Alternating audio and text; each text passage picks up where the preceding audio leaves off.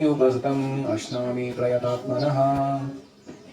यदि कोई प्रेम तथा भक्ति के साथ मुझे पत्र, पुष्प, फल या जल प्रदान करता है तो मैं उसे स्वीकार करता हूँ। तो इस श्लोक की कुछ चर्चा हमने की है, अभी और कुछ चर्चा बाकी है, तो आगे जारी रखते हैं। हरि ओम सहना भवतु सहनौ भुनक्तु सह वीर्यं करवावहै तेजस्विनावधीतमस्तु मा विद्विषावहै। ओम शांति शांति शांति। ओम अज्ञानतिमिरान्धस्य ज्ञानाञ्जनशलाकया चक्षुरुन्मीलितं येन तस्मै श्रीगुरवे नमः। जय श्री कृष्ण चैतन्य प्रभु नित्यानंद श्री अद्वैत गदाधर श्रीवासादि गौर भक्तवृंद। हरे कृष्णा कृष्णा कृष्णा हरे हरे, हरे राम राम राम हरे हरे। हरे कृष्णा। तो भक्ति की सरलता, विशेषता और भगवान का भक्तों के प्रति भक्त वत्सलता, इसका वर्णन करने वाला ये श्लोक है। एक पत्र, एक पुष्प, एक फल, थोड़ा सा जल अगर कोई भक्ति से देता है तो वह भक्ति से उपहृत, मतलब जिसमें भक्ति भाव ओतप्रोत है, ऐसा। पत्र, पुष्प, फल, जल अश्नामी, मैं खाता हूं। अश्नामी का टेक्निकली अर्थ होता है टू ईट। कोई कहेगा ठीक है, पत्र समझ में आता है, पत्ता खा सकता है आदमी। पुष्प, हाउ डू ईट फ्लावर? तो उसकी भी कथा है। कृष्ण के मित्र थे बाल, रोज कृष्ण के साथ गोचारण के लिए जाते वृंदावन के चरागाहों में, और वहां एक पेड़ के नीचे खेलकूद के बाद कृष्ण अपने मित्रों को लेकर बैठ गए भोजन करने के लिए। तो एक मित्र था, उसने घर से लाया था समोसा, तो उसने कृष्ण को दिखाया। कृष्ण ने मुझे दे, तो उसने बोला आंख बंद करता हूँ। तो कृष्ण ने आंख बंद की, तो उसने क्या किया, वो समोसे का अंदर का मसाला हटा दिया और उसमें फूल भरे। वहां पास में जो फूल थे वो फूल अंदर डाले और फिर उसको वापस बंद किया और कृष्ण को खिला दिया। तो कृष्ण ने बाइट लेने के बाद से चबाया तो इतना कड़वा लगा वो, क्योंकि फूल जनरली टेस्ट होता नहीं अच्छा। तो कृष्ण ने बहुत विचित्र मुंह किया एकदम। सारे मित्र कृष्ण के ऊपर हंसे, हा हा हा, कैसे उल्लू बनाया। तो देखो, क्या कृष्ण को मालूम नहीं हो क्या खिला रहे, लेकिन वो भक्ति का आस्वादन करने के लिए उसके, हालांकि उसने ऐसा गड़बड़ माल दिया था जानबूझ के, क्योंकि भक्ति पूर्वक दिया। कृष्ण ने पत्रम पुष्पम भी खा लिया। तो ये खाने की चीज नहीं है, लेकिन खा लिया। तो इसलिए ये बहुत ही विशेष श्लोक है ये। जितना इसके ऊपर आप गौर करोगे उतना आपका भक्ति का वर्धन होगा आपके जीवन में। तो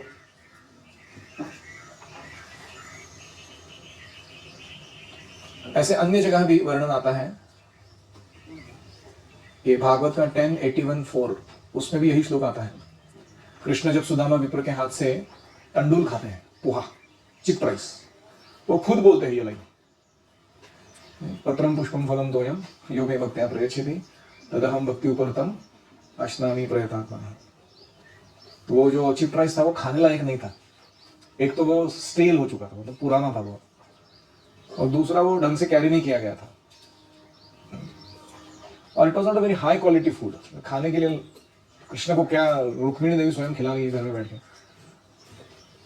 तो जब सुदामा का चिक राइस भगवान ने खाया, पहला मुट्ठी मुंह में डाला, तो पहला मुट्ठी मुंह में डालते क्या हो गया,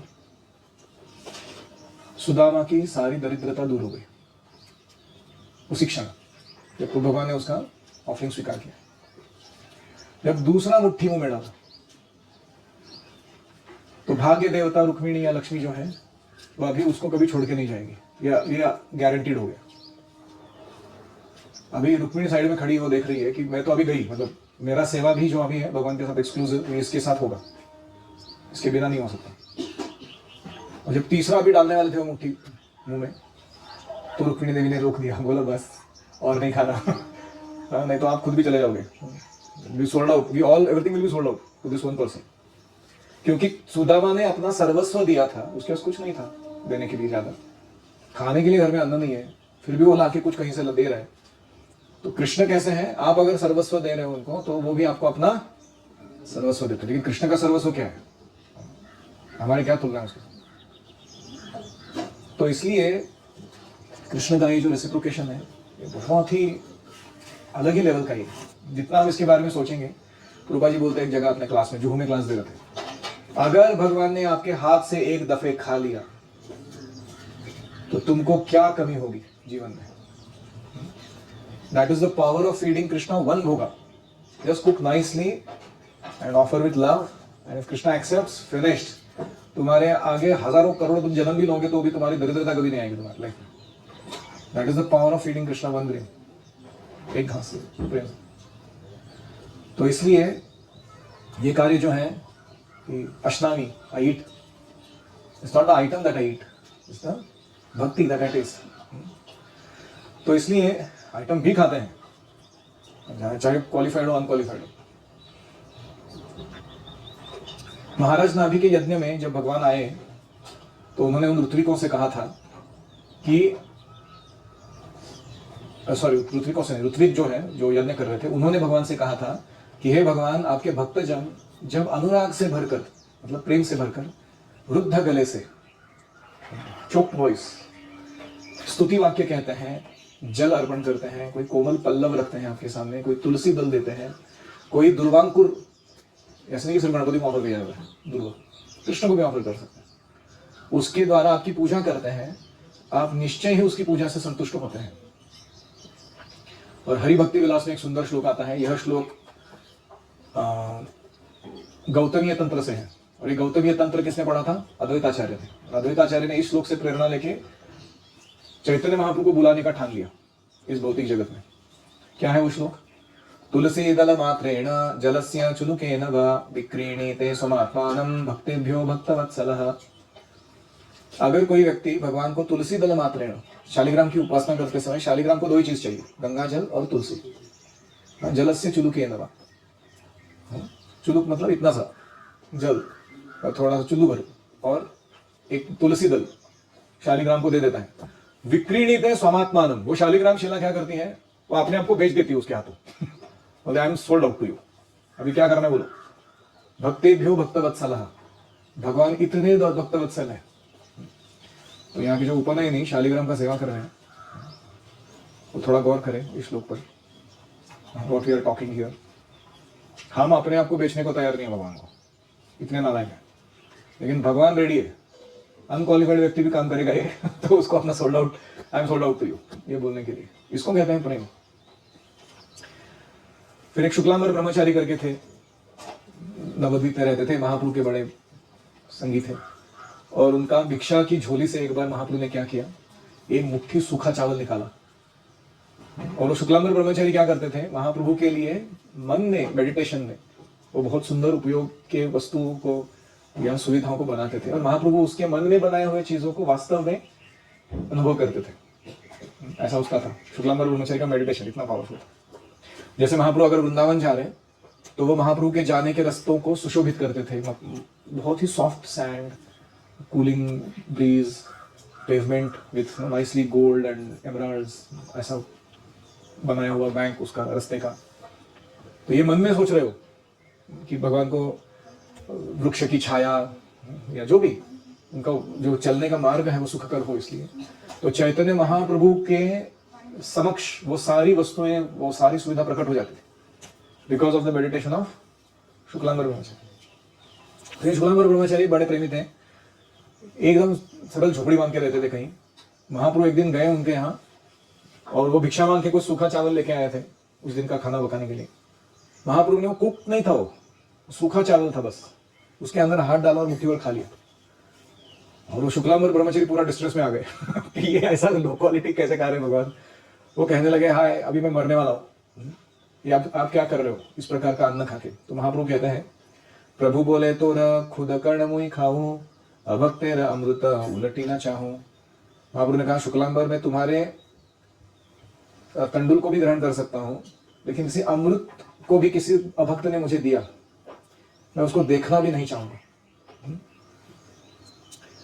तो इसलिए भगवान को कोई चीज ऑफर करने में हिचकिचाना नहीं चाहिए। अगर हमको पता है गुरु इच्छा व्यक्त कर रहे हैं ये करो, that's a clear indication Krishna wants to do it, हमको हिचकिचाना नहीं है। वो पहले कर दो, बाद में सोच लेना उसके बारे में कि वो पॉसिबल था कि इम्पॉसिबल था ऐसे ही देवर्षि नारद प्रचेताओं से कहते हैं, न भजते कुमनीषाणाम स इज्जा, अर्थात पांडित्य, धन, उच्च कुल के मद में प्रमत्त होकर कोई भगवत भक्तों का तिरस्कार करने वाला व्यक्ति, इसको कुमनीषी कहा गया है, इविल माइंडेड, वो अगर कोई भी आराधना करता है भगवान की, भगवान उसे स्वीकार नहीं करते। और अन्य जगह भागवत में भगवान उद्धव से कह रहे हैं, अणु अपि उपाहृतं भक्तैः प्रेमणा भूर्यैव मे भवेत्, भूर्यप्यभक्तोपहृतं न मे तोषाय कल्पते। भक्तों द्वारा अर्पित उपहार अणु मात्र भी क्यों ना हो, मैं उसे प्रचुर रूप में ग्रहण करता हूं। जैसे शाक जो द्रौपदी के अक्षय पात्र में लगी थी, वो इतनी सी थी, लेकिन भगवान ने उसको ऐसा खाया मानो कोई फीस खिला दी हो किसी ने। किंतु अभक्तों के द्वारा प्रदत्त प्रचुर उपहार, बड़ा हाई क्वालिटी हाई क्वांटिटी वाला ऑफरिंग जो अभक्तों ने दिया है, मुझे संतुष्ट नहीं करता, मैं स्वीकार नहीं करता उसको। तो इसलिए यहाँ शब्द आ रहा है प्रयतात्मा। प्रयतात्मा का अर्थ है कि भक्ति करके जिसने अपने अंतःकरण को शुद्ध बना लिया है, ऐसा व्यक्ति। ऐसे शुद्ध अंतःकरण वाले भक्तों का भोज्य पदार्थ भगवान प्रीतिपूर्वक खाते हैं। तो कोई कहेगा ये शुद्ध भक्त कैसा बना जाए भाई, ताकि भगवान खाए हमारे हाथ से। तो प्रहलाद महाराज कहते हैं, इति पुंसार पिता विष्णु भक्तिश्चेन नवलक्षणाः क्रियेत भगवती अद्धा तन्मन्ये अधीतम उत्तमम। बेस्ट नॉलेज, बेस्ट लर्निंग क्या है? नवदा भक्ति, श्रवणम कीर्तनम विष्णोः, स्मरणम पाद सेवनम, अर्चनम वंदनम दास्यम सख्यम आत्मनिवेदनम। तो ये सारे 9 आइटम में हमें एक्सपर्ट बनना चाहिए, कम से कम एक आइटम में तो बनना चाहिए। तो अभी ये कहने के बाद कि भक्ति कितनी सरल है, भगवान ये कहते हैं कि भक्ति कितनी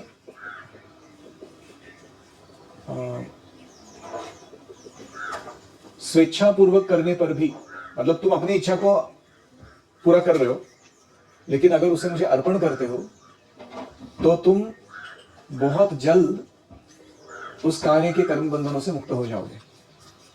जैसे हमें खाना अच्छा लगता है, दही भिंडी खाना अच्छा लगता है, और हम वो बना के भगवान को खिलाएं, या हमें अच्छा लगता है कि हम ताइक्वांडो सीखें, लेकिन हम वो ताइक्वांडो गुरुकुल में रहते समय भगवान की सेवा करने के लिए सीख रहे हैं, और वो ताइक्वांडो का लर्निंग जो है वो कृष्ण को अर्पण कर रहे हैं। या फिर हमको संगीत अच्छा लगता है, तो हम उसको संगीत को भगवान को अर्पण कर रहे हैं। तो हम जो हमें अच्छा लग रहा है वो कर रहे हैं, है कि नहीं?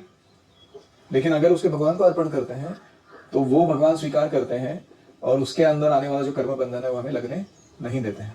दैट इज हाउ भक्ति इज वंडरफुल। यत् करोषि यदश्नासि यज्जुहोषि ददासि यत् तपस्यसि कौन्तेय तत् कुरुष्व मदर्पणम्।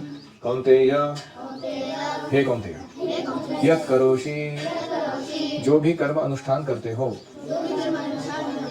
यत् अश्नासि, जो कुछ द्रव्य भोजन करते हो,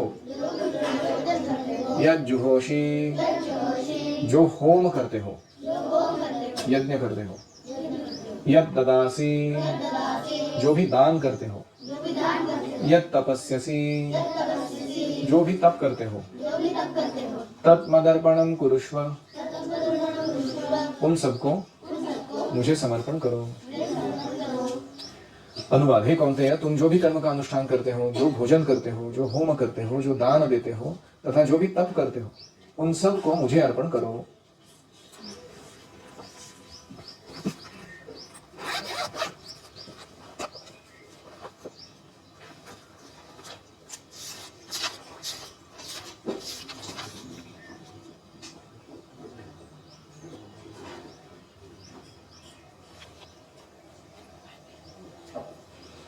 तो ये श्लोक जो है ये केवल भक्ति नहीं है, और ये श्लोक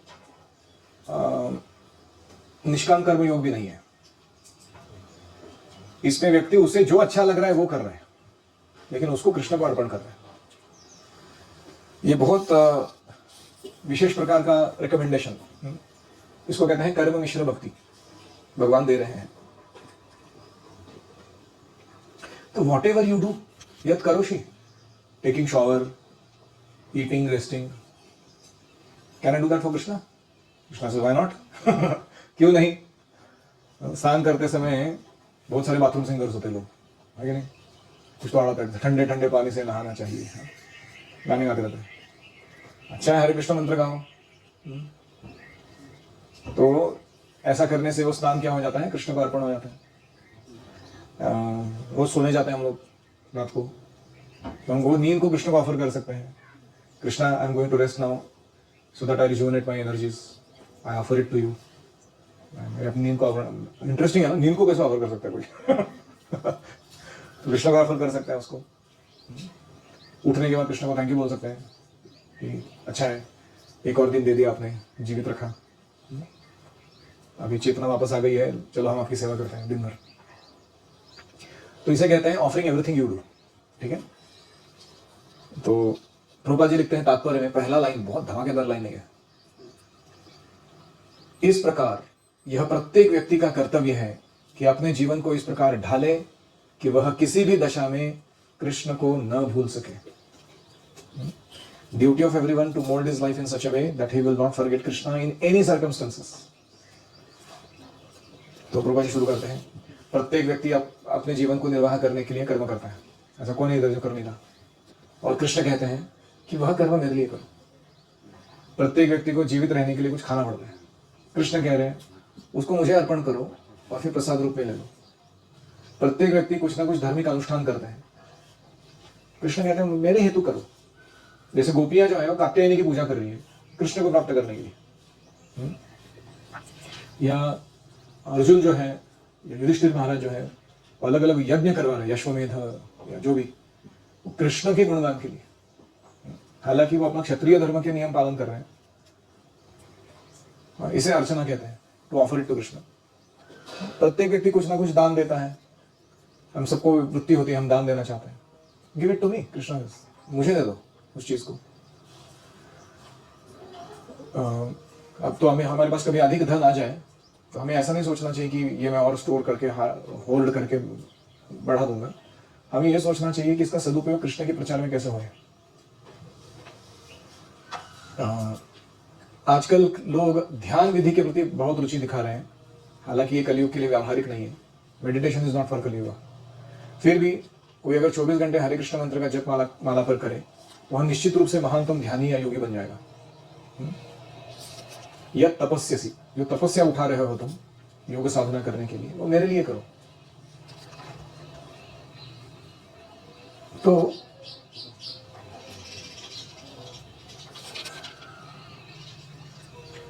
तो हमारे लाइफ में क्या होता है, कभी कभी कुछ ऐसे एरियाज होते हैं जो पूरे ब्लैक एंड व्हाइट नहीं होते हैं, वो ग्रे एरिया होता है। ब्लैक मतलब पापमय जीवन, व्हाइट मतलब हमको पता है कि ये it's a pure Krishna conscious activity. लेकिन कुछ ऐसे बीच में एक्टिविटीज होती हैं जो कैसी होती है यार, ग्रे जोन। मैं उदाहरण देता हूं आपको आइसक्रीम खाना अच्छा लगता है, तो क्या आइसक्रीम खाना ही कृष्ण कॉन्शियस एक्टिविटी है?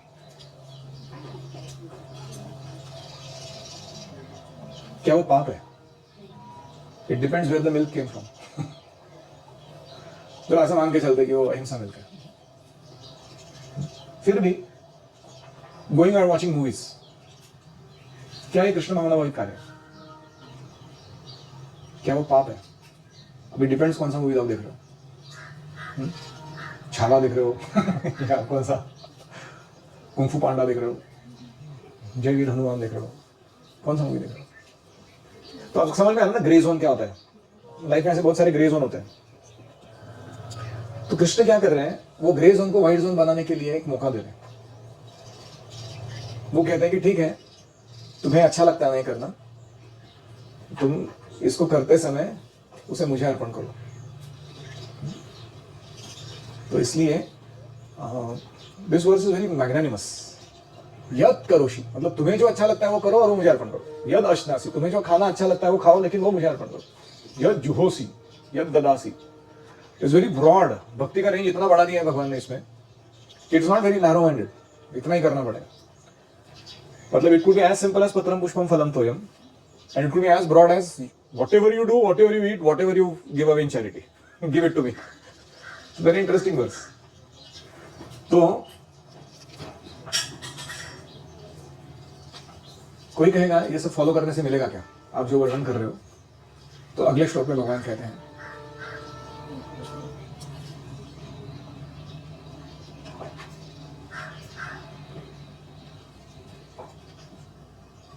हाँ, just a minute before we go to that consequence of this two verses. तो ये कैसे करें हम? तो एक प्रेयर है, बहुत पावरफुल है, हर रात को सोने से पहले इसको बोलना है। तो आपको मालूम है वो, कायेन वाचा मनसेन्द्रियैर्वा बुद्ध्यात्मना वा प्रकृते स्वभावात् करोमि यद्यत् सकलं परस्मै नारायणायेति समर्पयेत्। तो ये क्या कहती है? काया वाचा मन से और बुद्धि से और आत्मा से मैंने अपने स्वभाव अनुसार जो भी कार्य किया, सकलम परस्मै नारायणायेति समर्पयामि, मैं उसको सारा कुछ भगवान नारायण को कॉन्शियसली ऑफर करता हूं।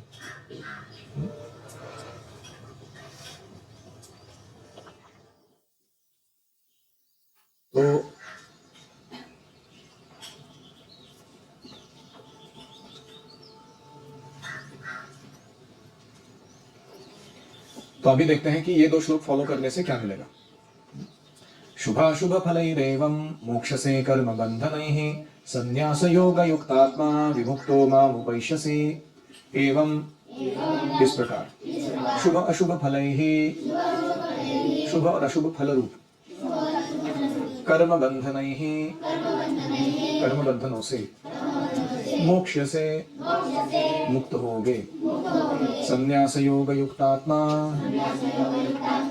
कर्म फल त्याग रूप योग से युक्त होकर, विमुक्तः मुक्त गणों में विशेष, माम उपैष्यसि मुझे प्राप्त होगे। इस प्रकार अगर तुम करोगे पत्रम पुष्पम फलम तोयम और यत् करोषि यदश्नासि, इनको फॉलो करोगे, तुम शुभ और अशुभ कर्म बंधन से मुक्त हो जाओगे, ना पाप छुएगा ना पुण्य। तथा कर्म फल त्याग रूप योग से युक्त होकर, संन्यास योग से युक्त होकर तुम मुक्त गणों में विशिष्ट व्यक्ति बनोगे और फिर मुझे प्राप्त करोगे। तो विमुक्तः, यह जो शब्द है लिबरेटेड, विशेष रूपेण मुक्तः। तो मुक्त का अर्थ क्या है? जो कर्म बंधन से छूट चुका है। अभी मुक्ति जो है वो 5 प्रकार की है, सायुज्य सार्ष्टि सामीप्य सारूप्य कौन सा रह गया, सालोक्य। तो ये पांचों जो मुक्तियां हैं, इनमें से सायुज्य मुक्ति भक्त नहीं चाहते, भगवान से मर्ज होना, तदाकार होना। और बाकी 4 मुक्तियां वो नहीं चाहते हैं अगर उनमें सेवा नहीं है भगवान की। जैसे हनुमान जी अयोध्या धाम नहीं गए राम जी के साथ, क्योंकि राम जी ने कहा कि तुम्हारी सेवा यहां पर है। तो वो चाहते थे तो सालोक्य प्राप्त होने वाला था उनको, लेकिन वो सेवा छोड़ के नहीं गए वहां पे। हालांकि उनको बड़ा विरह हुआ इस बात से, लेकिन वो यहां रहे, ही डिनाइड मुक्ति। तो यह है भक्तों का लक्षण। तो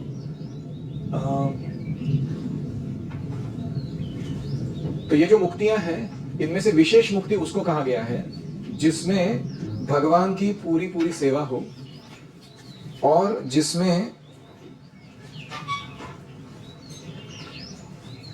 माम उपैष्यसि, you enter into the spiritual world। तो यहां जो संन्यास शब्द यूज किया गया है उसका अर्थ होता है कि offering the fruits of your work to God, आपके कार्यों के फलों को कृष्ण को अर्पण करना। So whatever we are earning, we keep Krishna in the centre of all our activities and offer everything in his service. उसको कहते हैं संन्यास। सत्य यानी एब्सोल्यूट ट्रूथ के प्रति किया गया न्यास यानी सैक्रिफाइस, संन्यास, full whole hearted offering to the absolute truth, इसको संन्यास कहते हैं। तो प्रभुपाद शुरुआत करते हैं युक्त वैराग्य की व्याख्या से। युक्त वैराग्य और फल्गु वैराग्य 2 प्रकार के होते हैं। युक्त वैराग्य मतलब सब कुछ भगवान का है, सब कुछ भगवान से आ रहा है और सब कुछ भगवान की सेवा के लिए है, यह जानते हुए हर वस्तु को कृष्ण की सेवा में लगाना, उसके प्रति आसक्त नहीं रहना, खुद की इंद्रिय तृप्ति के लिए। इसको कहा गया है वैराग्य। कौन से प्रकार का? युक्त वैराग्य। अभी फल्गु वैराग्य किसको कहा गया है? कि वस्तुओं का, व्यक्तियों का, परिस्थितियों का कृष्ण से संबंध न देखना और ऐसा समझकर ये सब मुझे बंधन में डाल सकता है, मैं अटक जाऊंगा, मैं फंस जाऊंगा, उनको उपयोग होते हुए भी कृष्ण की सेवा में नहीं लगाना। और उनका तथाकथित त्याग कर देना, इसको क्या कहा गया? फल्गु वैराग्य।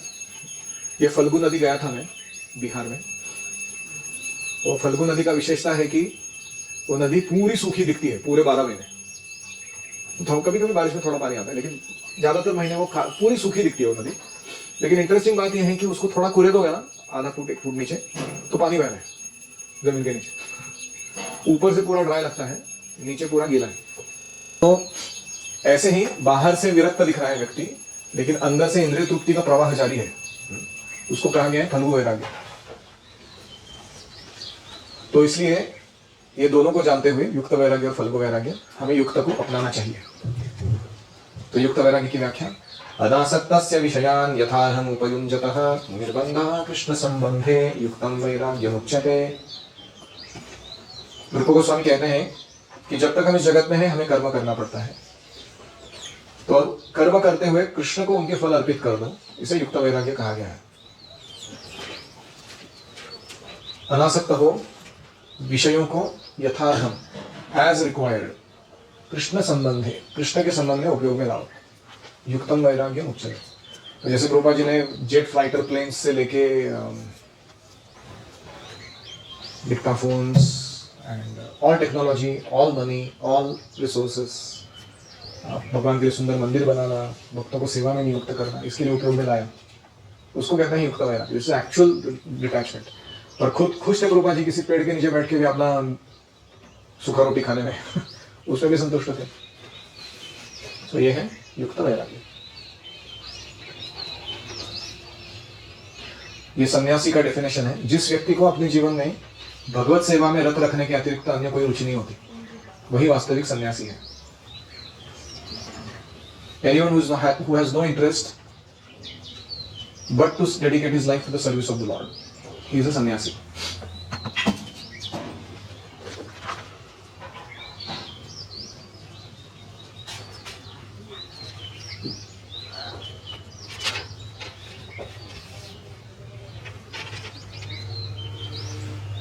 तो इसलिए कभी कभी शुद्ध भक्तों को हम समझ नहीं पाते हैं, क्योंकि वो ऐसा लगता है कि वो वर्ल्डली काम करने में लगे हैं। They seem to be doing a lot of worldly activity, buying, selling land, erecting constructions, and तो प्रभुपाद जी लिखते हैं, बुद्धिमान से बुद्धिमान व्यक्ति भी शुद्ध भक्त की योजनाओं तथा कार्यों को ठीक से समझ नहीं सकता। तान वाक्य क्रिया मुद्रा विज्ञेह न बुझाए। शुद्ध भक्त के वाक्य, क्रिया और मुद्रा बुद्धिमान व्यक्ति भी नहीं समझ सकता, क्योंकि ऐसा व्यक्ति जो भगवान की सेवा में रत है या निरंतर योजनाएं बनाता रहता है भगवान की सेवा करने की, वह पूर्णतः मुक्त है, वह भगवत धाम में भविष्य में जरूर जाएगा, ये गारंटीड है। और वो भक्त कृष्ण, जैसे कृष्ण आलोचना से परे है, कृष्ण की क्रिटिसिज्म नहीं की जा सकती, वैसे इस भक्त की भौतिक आलोचना नहीं की जा सकती, वो भी उसके परे है।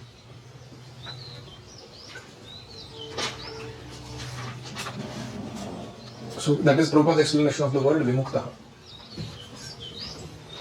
ठीक है, किसी का कोई प्रश्न है?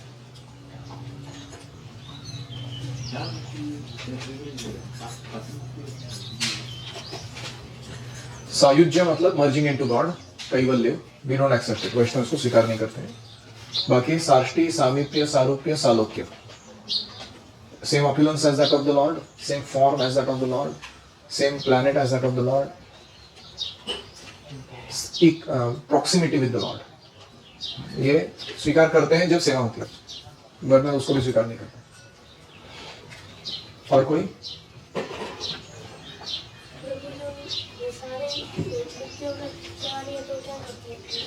तो वो सेवा को चुनते हैं, भक्ति में सेवा को, मुक्ति को नहीं इच्छा रखते हैं। मैंने उदाहरण दिया ना हनुमान जी का, वो किंग पुरुष में क्यों बैठे हो अभी भी? भगवान ने कहा यहाँ रह के प्रचार करना, रुक गया पीछे, सबको लेके गए भगवान भगवान, इनको नहीं लेके।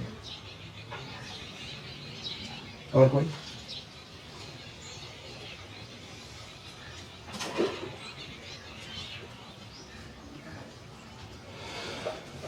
ओम हरे कृष्णा कृष्णा कृष्णा हरे हरे, हरे राम राम राम हरे हरे,